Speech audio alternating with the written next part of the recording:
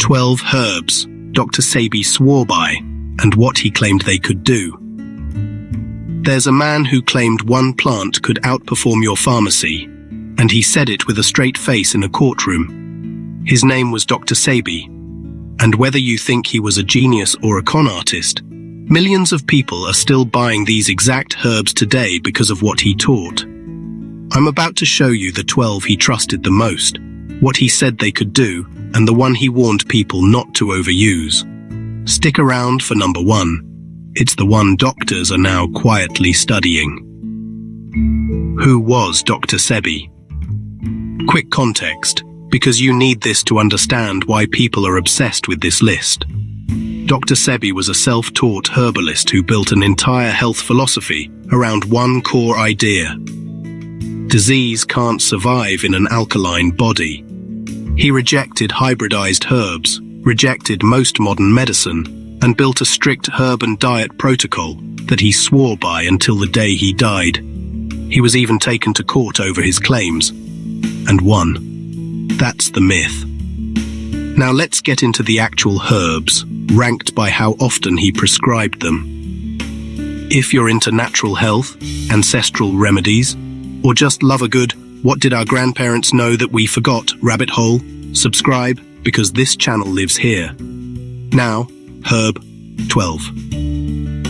Number 12, black walnut hull powder.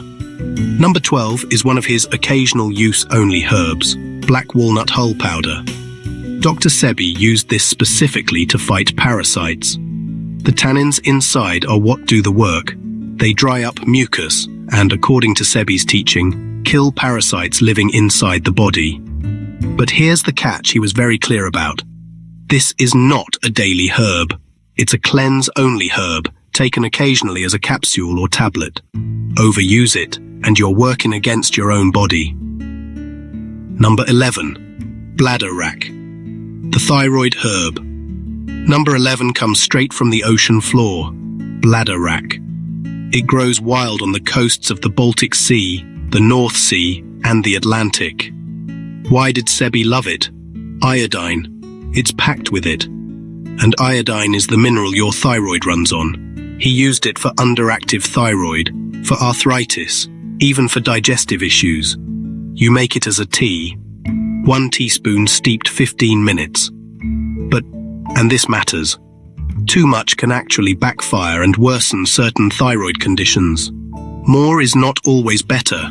Remember that, because it's a theme you'll see again.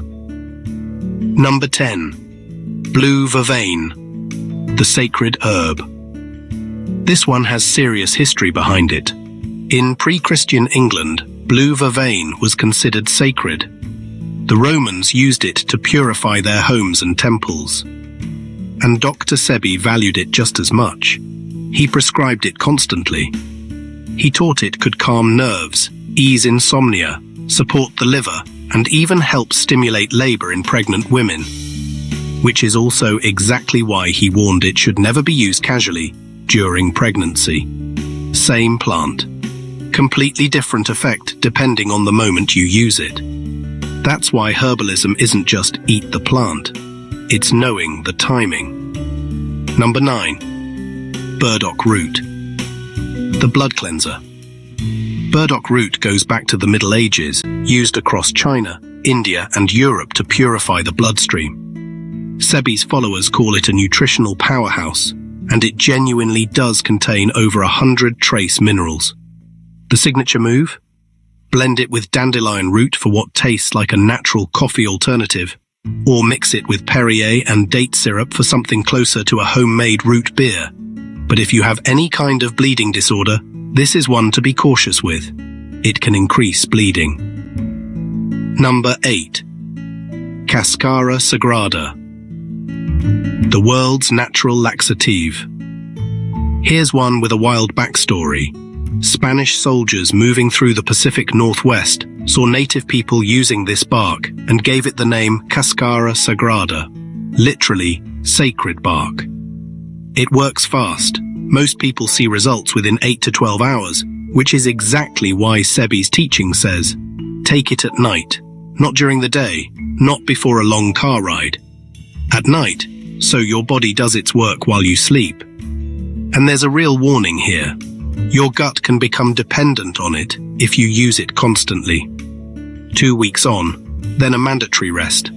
Take it at night, not before you leave the house. Number 7. Chaparral, the controversial one. This next one is legit ancient. Researchers have traced the chaparral shrub back nearly 4 million years in the same desert regions it still grows in today. Sebi'S teaching says it cleanses the lymphatic system and helps clear heavy metals from the blood. But I have to flag this one clearly. Chaparral is controversial enough that it's restricted in some countries, including Canada. If you're going to research this one further, research it seriously before you touch it. Number 6. Contribo, the jungle vine that smells like death. Okay, this is the weirdest one on the list, and I had to include it. Contribo's flower literally smells like rotting meat, because it's pollinated by flies, not bees. It's been used since roughly 300 BCE across Central America, and even shows up in Ayurveda and traditional Chinese medicine. Traditionally, people soak the sun-dried vine and drink the liquid for everything from kidney issues to snakebite recovery. But it's not risk-free. It contains compounds that can stress the kidneys with long-term use, so this one specifically calls for a qualified herbalist, not a Google search. Number 5. Dandelion root, the coffee replacement. You've probably walked past this one in your own backyard. Dandelion root has been used medicinally since ancient Egypt, Rome and Greece.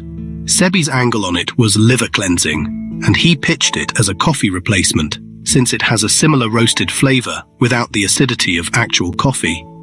Add hemp milk and date syrup, and, according to his followers, you've basically made the healthiest latte you've ever had. Comment latte if you'd try this swap. Number 4. Elderberry, the immunity legend. You've almost certainly seen this one in stores already. Elderberry syrup exploded in popularity. Used since the 1600s to fight off illness, Sebi focused specifically on the berries for their antioxidant and immune-supporting properties. One critical detail people miss: raw elderberries contain trace cyanide compounds. You need to cook them first, into syrup, jelly, or tea. Never eat them raw off the plant. Never eat raw, always cooked. Number 3. Irish sea moss, the 92 mineral superfood. This is the one that built an entire industry. Irish sea moss got its name during the Irish potato famine, when starving communities turned to this coastal algae as a survival food. Sebi'S claim was massive. It contains 92 of the 102 minerals your body is made of. His go-to method: blend it with Bladderwrack, warm it with hemp milk and dates, and drink it once or twice a day. People even use the paste as a 5-minute face mask. Number 2. Nopal or prickly pear cactus, the desert medicine cabinet. Nopal, or prickly pear cactus, is a staple across Mexican cuisine, but Sebi'S followers focus on the medicinal side. Traditional use includes supporting blood sugar regulation, protecting nerve cells, and lowering cholesterol. But here's the real warning I need you to hear. Street vendor Nopal juice has been tested, and in one study over 90% of samples tested positive for E. coli. If you want the benefits, go with a reputable source or make it fresh yourself. This is the exact kind of detail these lists usually leave out. 90% plus of street. Nopal juice tested positive for E. coli. Number 1. Soursop, the one researchers are still studying. And here's number 1, the one I promised you at the very start. Soursop. Native to the rainforests of Africa, South America and Southeast Asia, this fruit contains over 200 distinct plant compounds. Sebi'S teaching credited it with antioxidant and anti-inflammatory properties, and folk use around the world has long associated it with fighting off illness at the cellular level. This is genuinely one of the most researched folk medicine plants of the last decade, Scientists have studied its compounds specifically because of how widely it's used across different cultures. That said, studied doesn't mean proven, and it definitely doesn't mean replace your doctor. Eat the fruit or leaves or make it into tea, but treat this like what it is: a fascinating plant with a long traditional reputation, not a miracle cure. Traditionally used, still being researched, not a replacement for medical care. Now, I only had time to go deep on 12, but Dr. Sebi'S full list is way longer. Quick fire round, here's what else made the cut.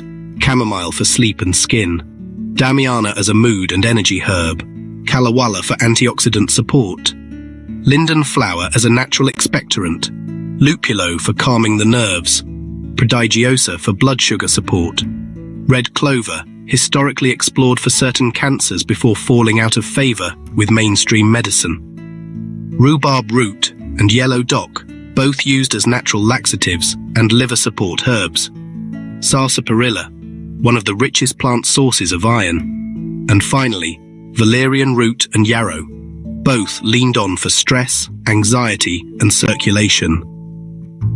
Look, whatever you believe about Dr. Sebi personally, there's no denying people are still turning to this exact list decades later. If you like, you can jump into a full deep dive on the alkaline diet itself already on this channel, the actual food list he built around these herbs. Let me know in the comments which herb on this list surprised you the most, and if you learned even one new thing today, hit subscribe, because this is exactly the kind of content we cover every week. I'll see you in the next one.